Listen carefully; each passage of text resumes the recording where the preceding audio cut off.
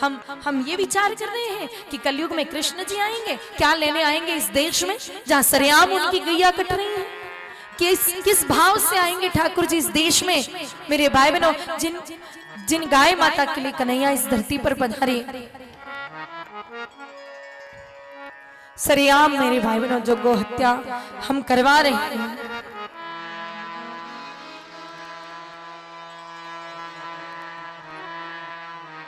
कितनी भागवतें करवा लो, कितनी ही कथाएं सुन लो, कितनी ही मेरी भाई बहनों मालाएं फेर दो, लेकिन जब तक एक भी गौ माता का एक भी रक्त की बूंद हिंदुस्तान की इस भूमि पर जब तक गिरेगी तब तक ठाकुर जी नहीं आएंगे, ठाकुर जी नहीं आएंगे। केवल नाच करके और वृंदावन से चले जाओ ऐसा मत करना।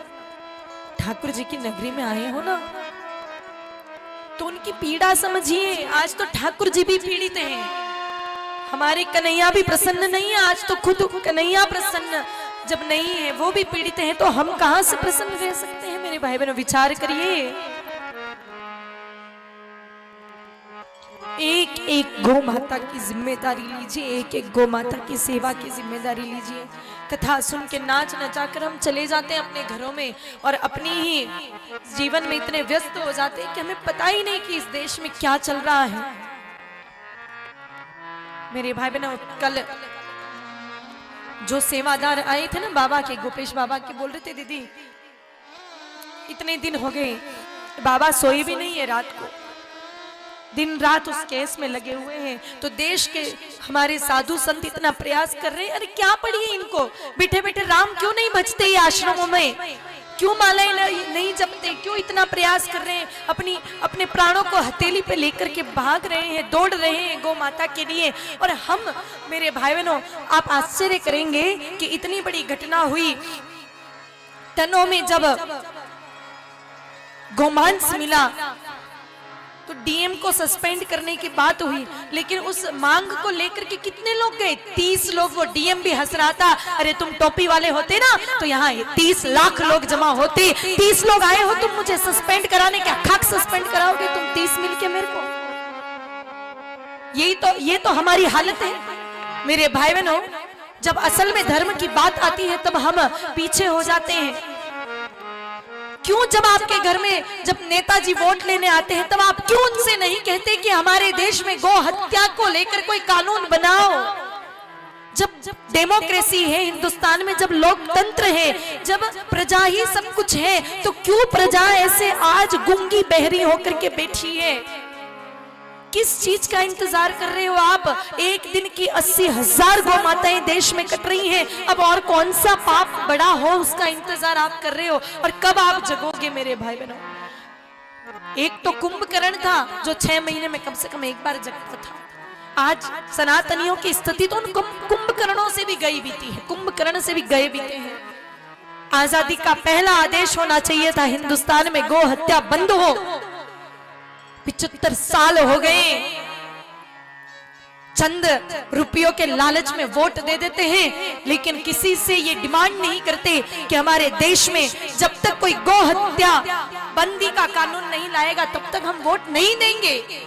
हम आपके पास, हम तो कोई वोट देने जाते नहीं, लेकिन आपके पास तो सबसे बड़ा हथियार है वोट।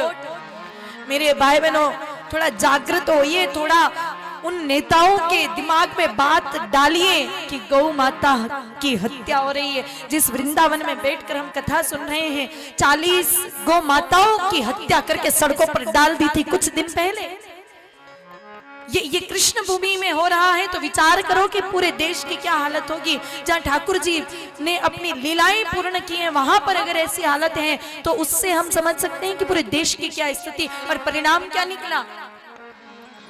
मेरे भाई बहनों, 20 से 25 नाम सहित एफआईआर हुई हैं, जिसमें बच्चे जो नौजवान हमारे गौ रक्षक है वो जेल में बैठे, आज भी मथुरा की जेल में वो बैठे हुए हैं। 30 से 40 अज्ञात एफआईआर दर्ज की गई, ताकि उन लोगों का मनोबल घट जाए। थोड़े बहुत जो चंद लोग हैं जो गौ माता का चिंतन करते हैं, जो गौ रक्षा के विषय में विचार करते हैं, उन लोगों का मनोबल तोड़ने के लिए FIR कर दी। तो मेरे भाई बहनों, अब विचार करो, जिस माँ का बेटा, जिस पिता का बेटा जेल में रहकर आएगा, फिर वो माँ बाप जिंदगी में कभी उसको गौ रक्षा का काम करने देंगे? समाज का भय, आर्थिक भय, विवाह ना हो उसका भय, फिर कहाँ उनको गोरक्षा करने देंगे? फिर कैसे होगी गोरक्षा? और उसमें एक बहन भी जेल में है मेरे भाई बहनों, एक कन्या भी जेल में है उस गोरक्षा के मामले में। ये वृंदावन की घटना है। तो फिर कहाँ ठाकुर जी आएंगे? क्या ही तो कथा सुनाए मेरे भाई बहनों। ये तो आपके भाव हैं जो हम भागवत जी की कथा कह बाच रहे हैं। बाकी क्या कथा सुनाई इस देश में जहां इतनी गौ माताओं के प्रति लोग असंवेदनशील हो रहे हैं। वृंदावन की सड़कों पर गौ माताएं घूम रही हैं, अपने आप को ढोंगी पाखंडी जो कृष्ण भक्त है ना, अपने आप को बड़ा भक्त मानते हैं, लंबे लंबे तिलक निकाल करके, और मेरे भाई बहनों सड़कों पर घूमते हैं। उनको वो सड़क की गाय माता क्यों नजर नहीं आती जब वृंदावन में बाके बिहारी जी के दर्शन करने जाते हैं? और जब वो सांड बाबा, वो बेल बाबा, वो या गौ माता सड़क पर घूमती है, तब उनकी आंखें क्यों फट जाती हैं कि इन्हीं के लिए हमारे ठाकुर जी पधारे और ये सड़कों पर प्लास्टिक खा रही हैं। तब वो कृष्ण भक्त कहाँ जाते हैं? तब उनकी बंबर लेकर के चल रहे हैं। ये कृष्ण भक्ति का केवल और केवल मेरे भाई बहनों लबाजा ओढ़ करके चल रहे हैं। क्या खाक कृष्ण भक्त हैं ऐसे लोग? जहां गौ माता के लिए पीड़ा ना हो हृदय में, जब हम गौ माता के लिए कुछ नहीं कर सकते और अपने आप को कृष्ण भक्त कहलवाते हैं, धिक्कार है उन लोगों पर, धिक्कार है उन भक्तों पर। गाय माता के बिना याद रखना ठाकुर जी नहीं मिलने वाले हैं, और ठाकुर जी अभी है भी नहीं। आप भले ही हम धक्का खाकर आप और हम दर्शन करने गए थे, लेकिन वहां केवल मूर्ति बैठी है, अभी ठाकुर जी यहाँ नहीं है, नहीं है यहाँ ठाकुर जी। जहां 40-40 गौ माताओं को सड़कों पर काट काट कर फेंक दिया जाए, वहां ठाकुर जी नहीं है, बिल्कुल नहीं है।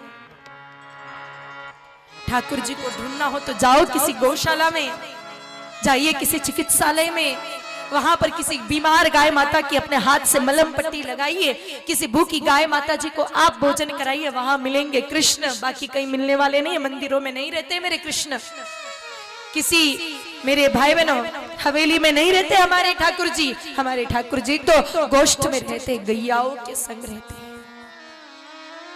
जब चाहिए ना तो वहां जाइए।